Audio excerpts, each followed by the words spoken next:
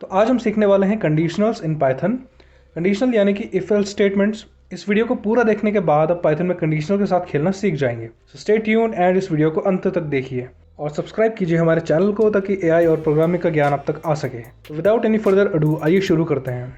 दोस्तों, कंडीशनल की ज़रूरत इसलिए पड़ती है क्योंकि हमें किसी कंडीशन के फुलफिल होने पर कोई पार्टिकुलर कोड्स के स्टेटमेंट्स रन करने हैं या फिर उस कंडीशन के फुलफिल ना होने पर हमें कोई और स्टेटमेंट्स रन करने हैं।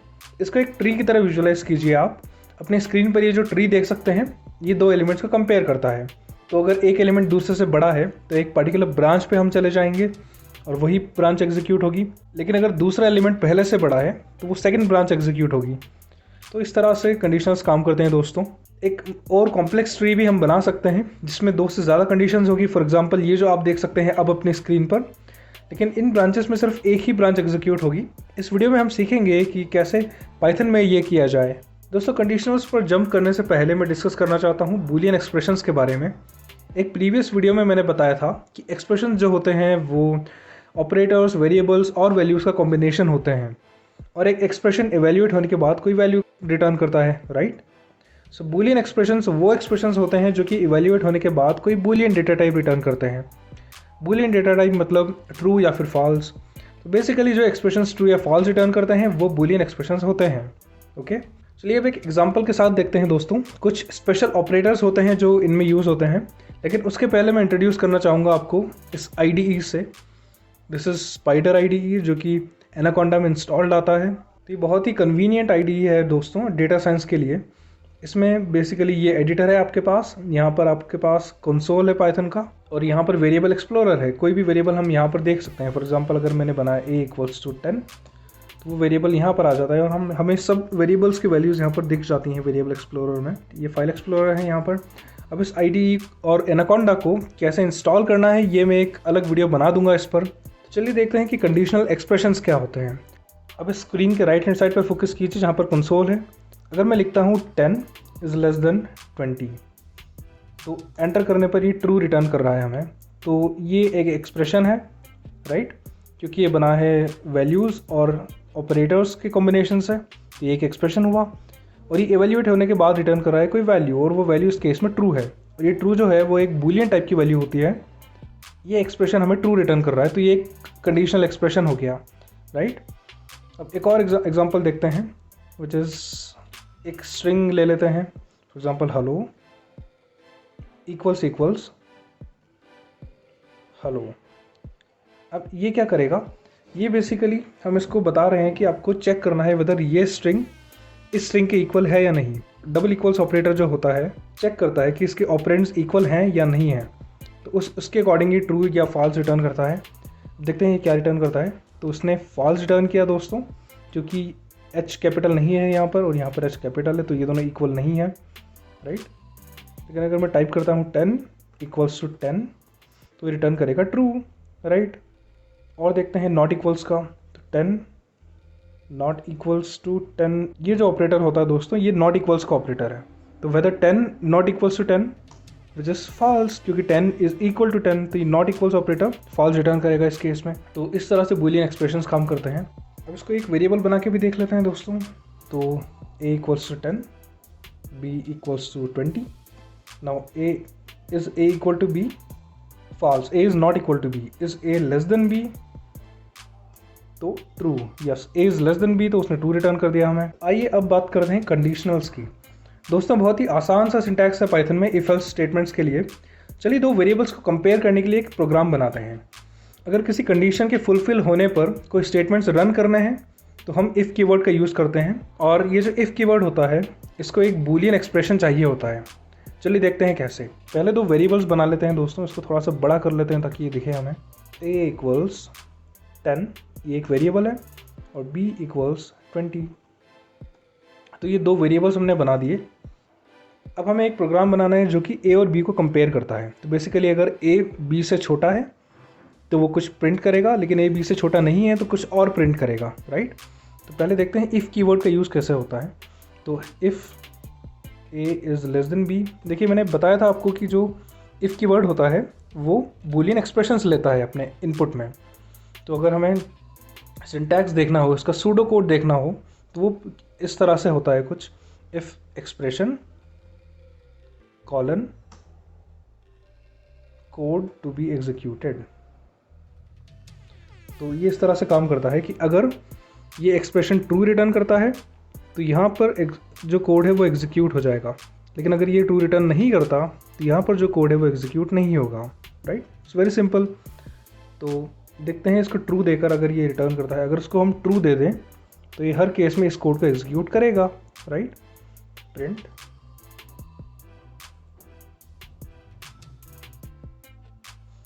चलिए, अब जो स्पाइडर आईडी होता है दोस्तों, इसमें किसी भी चीज़, किसी भी लाइन को हम पर्टिकुलरली एग्जीक्यूट करवा सकते हैं लाइन बाय लाइन। तो अगर मैं इसको सिलेक्ट करता हूँ इस कोड को और फिर कंट्रोल और एंटर प्रेस करता हूँ तो ये यहाँ पर एग्जीक्यूट हो जाएगा दोस्तों। तो ये दोनों लाइंस रन हो गई एक तरह से। इस तरह से हम लाइन बाय लाइन एग्जीक्यूशन कर सकते हैं स्पाइडर में, इसलिए बड़ा कन्वीनियंट है। चलिए अब देखते हैं कि इसको हमने ट्रू दिया था यहाँ पर, तो इसने यहाँ पर प्रिंट कर दिया एग्जीक्यूटिंग कोड, क्योंकि अगर ट्रू है ये वाली चीज़ तो वो एग्जीक्यूट कर देगा। लेकिन अगर कोई और एक्सप्रेशन दिया हमने, for example a is less than b, okay, तो ये क्या करेगा देखते हैं। तो अगर a लेस देन b है तो हमें क्या प्रिंट करवाना है? हमें प्रिंट करवाना है कि a is less than b। Right, okay, चलिए अब दोनों को रन करते हैं। पहले वेरिएबल्स बना लेते हैं, एंटर, और ये वेरिएबल्स बन चुके हैं। आप देख सकते हैं यहाँ पर ये वेरिएबल्स आ चुके हैं। तो चलिए अब इसको भी रन कर लेते हैं। सेलेक्ट करेंगे और कंट्रोल और एंटर। तो इस तरह से अब देखते हैं a लेस देन b अगर हम करते हैं तो क्या रिटर्न करता है। तो a लेस देन b हमने किया तो वो ट्रू रिटर्न कर रहा है। तो बेसिकली हुआ ये कि उसने a is less than b print कर दिया। अब ऐसा क्यों किया उसने, चलिए देखते हैं। First of all a is less than b एक एक्सप्रेशन है, एक बूलियन एक्सप्रेशन है, तो ये कुछ रिटर्न करेगा। अब ये क्या रिटर्न करेगा? ये या तो ट्रू रिटर्न करेगा या तो फॉल्स रिटर्न करेगा। ओके, तो इस केस में इसने ट्रू रिटर्न किया है दोस्तों, क्योंकि a जो है वो b से छोटा है। राइट, 10 जो है वो 20 से छोटा है, तो इसने ट्रू रिटर्न किया यहाँ पर।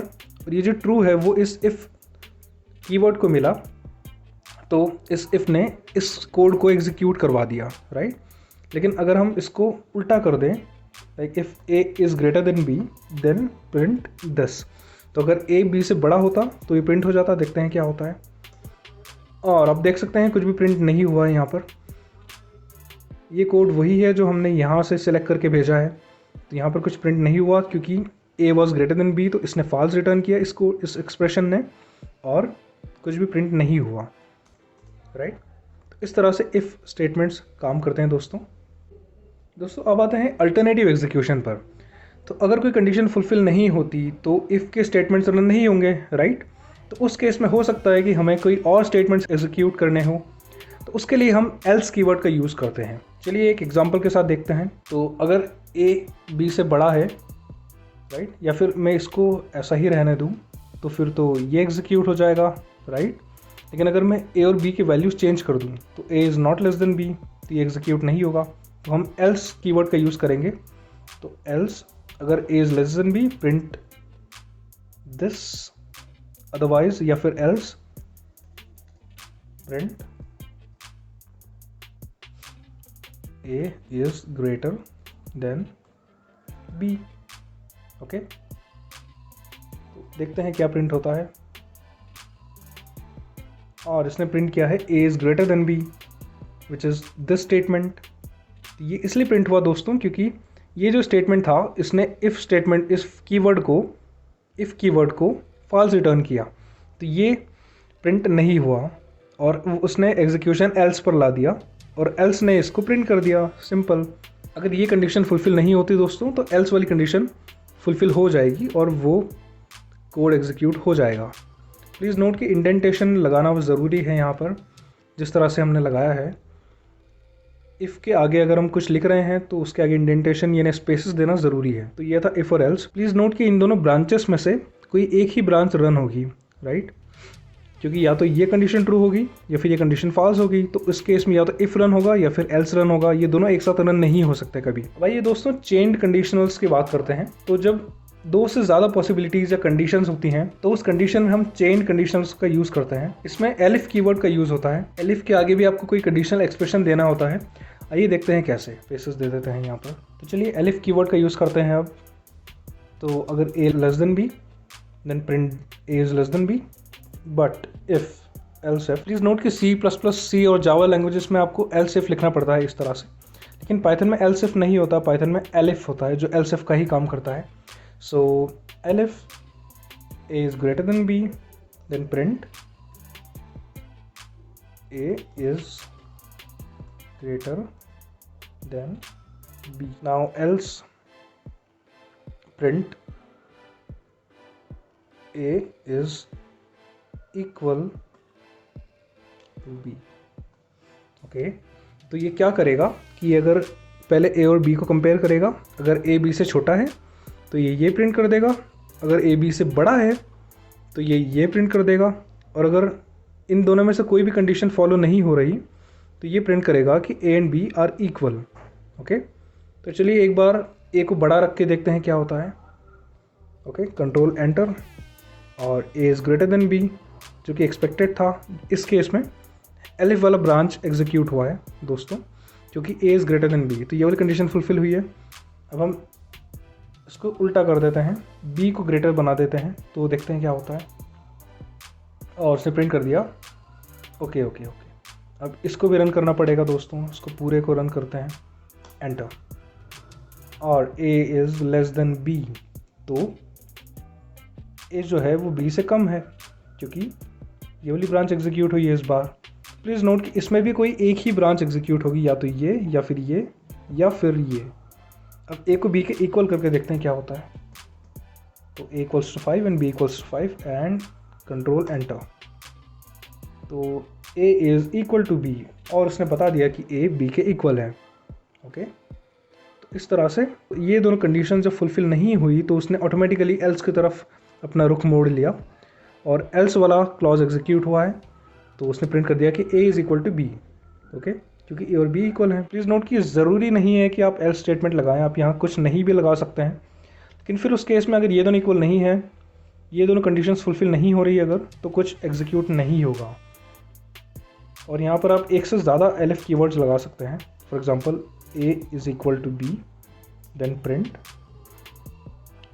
a is equal to b. तो एक से ज़्यादा elif कीवर्ड्स भी यूज़ कर सकते हैं, लेकिन else कीवर्ड एक ही होगा. else स्टेटमेंट जो है, else क्लॉज, वो एक ही होगा, एक ही बार आएगा. तो इसको भी रन कर लेते हैं, कंट्रोल एंटर, और a is equal to b. तो इस तरह से दोस्तों else if काम करते हैं. तो ये थे if else स्टेटमेंट्स. दोस्तों इस वीडियो के लिए इतना ही. अपने डाउट्स को कमेंट्स में लिखिए. अगर आपको ये वीडियो पसंद आया तो इसको लाइक कीजिए एंड सब्सक्राइब कीजिए हमारे चैनल को. So thank you and bye.